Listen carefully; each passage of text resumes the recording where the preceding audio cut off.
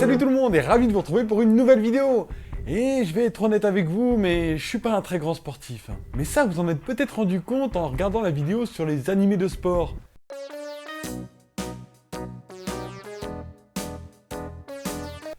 Ouais, c'était pas très glorieux comme tournage, mais vraiment pas.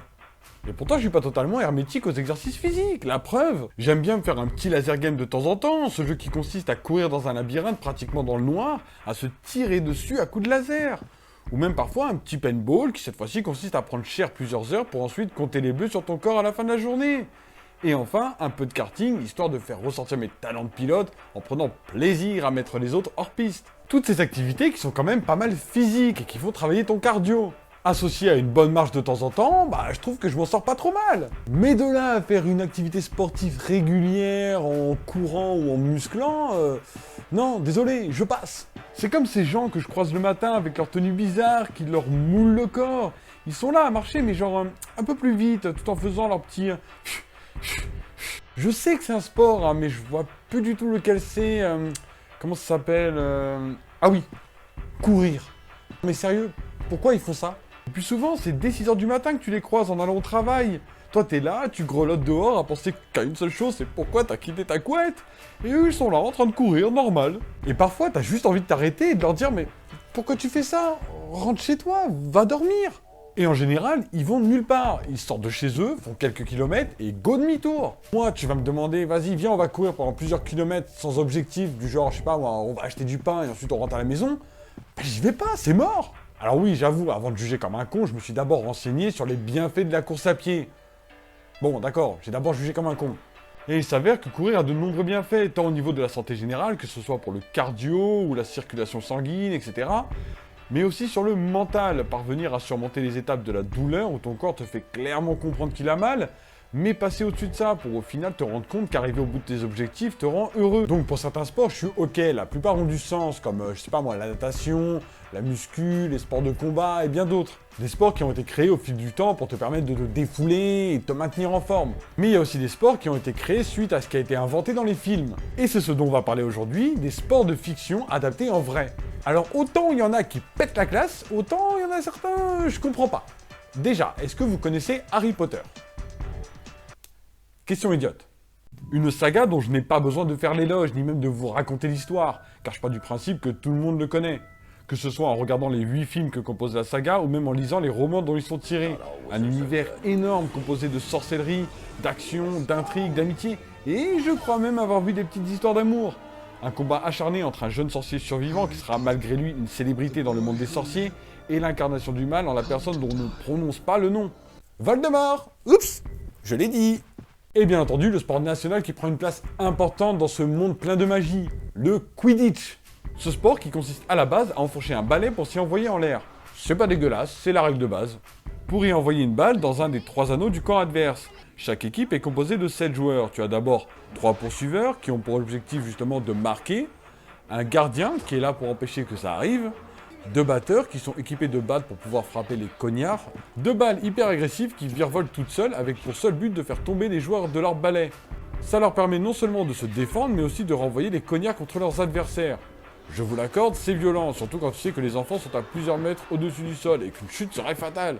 Pour le coup, les sports de moldu me paraissent un peu plus sécures. Et tu as enfin l'attrapeur qui a pour seul but d'attraper le vif d'or. Une petite boule dorée munie d'ailes qui virevole de manière indépendante comme les cognards, mais en beaucoup plus rapide. Tellement rapide qu'il est presque impossible de les attraper. Mais ce qui permettait de faire gagner automatiquement son équipe, et ça peu importe qui menait en termes de points. Et quand tu regardes les sports de Quidditch dans les films, tu te dis « Waouh, mais comment c'est trop stylé !» Ça vole dans tous les sens, ça se bouscule à toute vitesse pour envoyer valser l'adversaire. En plus, avec les effets visuels, ça rend super bien l'écran. Ça donne presque envie d'y être pour y jouer. Du coup, allons voir ce que donne le Quidditch en vrai.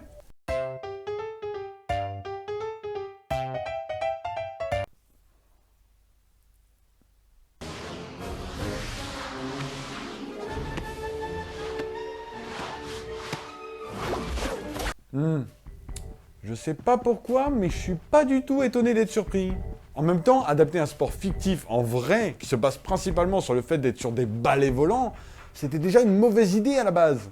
Créé en 2005 suite au succès des romans de J.K. Rowling, les règles du Quidditch pour Moldu ont commencé à voir le jour dans une université du Vermont, aux États-Unis, créée par Xander Manchel. Un homme dont j'ignorais totalement l'existence, hein, et vous aussi je pense, et qui s'est dit que ça serait bien d'adapter le Quidditch en vrai. Alors est-ce qu'on a envie de le rencontrer pour lui dire merci? Coucou. Je ne pense pas. Après, attention, hein, je ne dénigre pas le côté physique et stratégique de ce sport. Hein. On se rapproche notamment de sports tels que le handball, le rugby, voire même la balle aux prisonniers. Des sports qui te font transpirer, qui font travailler ton endurance, qu'elle soit mentale ou physique. Ok, alors donnons une chance à ce sport, et allons voir comment ils ont pu adapter les règles du Quidditch des films en vrai. Bon, on a déjà parlé des balais qui volent pas, hein, ce qui en soi fait perdre au sport toute sa superbe. Mais qu'en est-il des règles et de chaque poste d'une équipe? Le gardien, ok, ça reste cohérent et ça se rapproche de ce qu'on peut voir avec du handball. Pour les poursuiveurs, c'est pareil, mais là on se rapproche un peu plus du rugby, parce que là ils peuvent littéralement te plaquer au sol en mode spartiate, mais bon, faut faire quand même attention. Hein. Sinon, imagine, on pourrait finir le balai. Mais qu'en est-il des cognards? Vous savez, ces petites balles nerveuses indépendantes? Et ben c'est là qu'on commence à ressentir la différence entre les films et le sport en vrai. Les batteurs se transforment en joueurs de balles aux prisonniers. Et voilà que maintenant, ils doivent attraper 2 balles classiques, bien distinctes, pour l'envoyer sur l'adversaire. Qui, une fois touché, doit lâcher son balai, aller vite toucher ses cages et revenir à son balai, et enfin il peut revenir dans la partie. Ah oui, c'est quand même beaucoup moins violent, et on est plus proche d'un sport de colonie de vacances. Hein. Mais moi, ce qui m'a fait le plus rire quand j'ai regardé plusieurs matchs de Quidditch Moldu, c'est l'adaptation du vif d'or en vrai. Vous vous souvenez de cette petite sphère dorée, rapide comme l'éclair, qui se déplace de manière fluide et vive? Je vous jure que vous n'êtes pas prêts.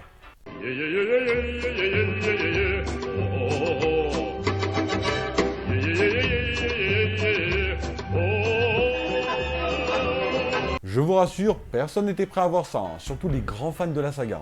Alors je peux comprendre la manœuvre des gens quand ils ont décidé d'adapter le Quidditch en vrai, que ce soit pour le côté original du sport, ou pour les autres de pouvoir faire partie du monde d'Harry Potter. Mais je suis désolé, je peux pas m'empêcher de bugger quand je vois des mecs courir partout sur une pelouse avec un balai entre les jambes. En fait, je crois que c'est un sport qui aurait pu super bien passer s'il avait été inventé plutôt que adapté. Et encore, je suis pas sûr. Oui, allez-y, entrez. Oui, bonjour. En tout cas, merci de me recevoir. Alors dépêchez-vous par contre parce que j'ai pas beaucoup de temps. Alors voilà, je voulais vous proposer un sport. Alors c'est très simple, hein. Ça serait des gens, ils auraient un bâton entre les jambes. Alors faut imaginer que c'est des balais volants, hein, parce que c'est magique. Et en fait, ils devraient prendre une balle et mettre dans un des 3 anneaux du camp adverse pour marquer des points. Mais ils peuvent aussi, pour gagner la partie, attraper une balle de tennis qui serait dans une chaussette accrochée à un mec derrière. Et puis comme ça, ils gagnent. Sortez. Je comprends. Donc le problème qui se pose, c'est que dès que tu regardes un match de Quidditch Moldu, tu peux pas t'empêcher de faire la comparaison avec le Quidditch des films, ce qui accentue encore plus le côté ridicule. Mais bon, au moins ce qu'on peut lui reconnaître, c'est que c'est un sport d'équipe mixte, contrairement à la plupart des sports d'équipe qu'on connaît. Alors est-ce que la malédiction plane sur tous les sports de fiction adaptés en vrai? Eh ben c'est ce que nous allons voir avec la prochaine saga. Alors suivez-moi loin, très loin, vers une autre galaxie. Oh, je sais, c'est Star Wars. Bien, bravo! Au moins, j'aurais pas besoin de faire un résumé comme Harry Potter, parce que je pars du principe que vous connaissez tous la saga Star Wars aussi.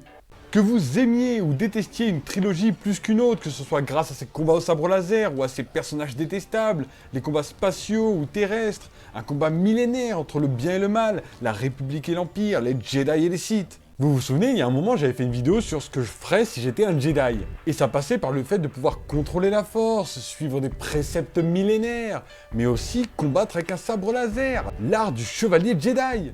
Un art qu'il est maintenant possible de maîtriser en France depuis 2015 grâce à la fondation de la Sport Saber League, qui compte maintenant plus de 120 clubs en France et 140 dans le monde, et plus de 1500 adhérents. Alors qu'à la base, tout était parti d'une blague, hein, raconte le fondateur Adrien Coche. En fait, le mec raconte qu'il était un jour avec sa femme en train de regarder un extrait de Star Wars 7 et qu'il l'a regardé en lui disant « Hey, faudrait trop qu'on fasse une école de sabre laser !» Ce à quoi lui répond sa femme « Carrément, vas-y. Allez, c'est parti, on y va. » Ils ont fini par se renseigner, rencontrer des gens à l'étranger, bref, ils ont été jusqu'au bout de leur blague, et maintenant, ils en vivent. Ah oui, parce que je l'ai pas dit, hein, mais la reproduction des combats au sabre laser ne date pas d'hier. Hein. Elle a surtout commencé dans les années 90 aux États-Unis, mais qui avait surtout un aspect plus chorégraphié.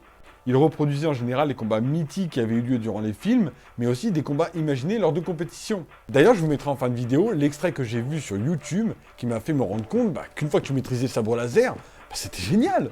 Et c'est à force de travail et de persévérance que la discipline créée en 2015 a été reconnue par la Fédération française d'escrime, qui a su réglementer et unifier la pratique du combat au sabre laser en France, en se basant sur une structure déjà existante, l'Académie de sabre laser. En même temps, j'ai envie de dire, c'est un simple retour à l'envoyeur. Car ce qu'il faut savoir, c'est que les combats qu'on a pu voir dans les films sont un condensé de plusieurs sports déjà existants, comme le kendo, l'escrime, la canne française et l'épée chinoise. Ils ont ensuite fait quelques variantes pour adapter le style de combat à différents personnages. Donc en gros, on n'a fait que récupérer le plat concocté par Lucasfilm, qui a lui-même pioché les ingrédients dans le garde-manger des sports déjà existants. En tout cas, c'est ma façon de voir les choses.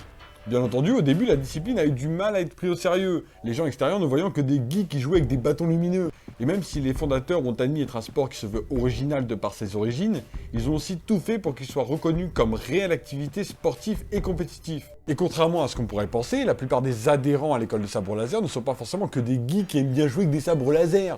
Ce sont aussi de grands sportifs qui ont vu un sport certes original, mais rigoureux de par sa discipline et son renforcement, qu'il soit mental ou physique. Alors bien sûr, on va pas se cacher, parce que clairement, dès que tu commences à avoir un sabre laser dans les mains, tu peux pas t'empêcher de t'imaginer d'être un Jedi combattant un Seigneur Sith. Et je suis désolé, mais quand je vois ça...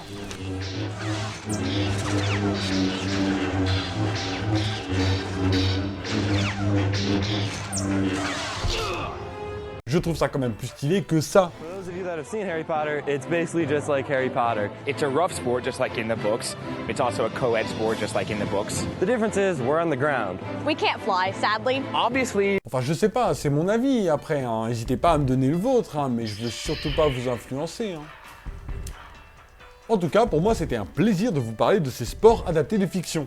Alors peut-être que la plupart d'entre vous connaissaient déjà ces sports, ou pas, et même si j'ai un peu charrié le Quidditch mordu, c'est toujours dans la bienveillance. Le plus important, que ce soit le combat au sabre laser ou le Quidditch mordu, c'est de pouvoir associer l'exercice physique et sa passion. Donc si vous décidez de lancer un sport sur, je sais pas moi, des gens qui courraient après des elfes, parce que vous avez vu que dans le Seigneur des Anneaux, les nains détestaient les elfes, bah je sais pas, allez-y, je suis sûr que ça marcherait. En tout cas, pour ma part, ça sera plutôt le combat au sabre laser. Sur ce, moi je vous laisse et je vous dis à bientôt pour une prochaine vidéo. Ciao!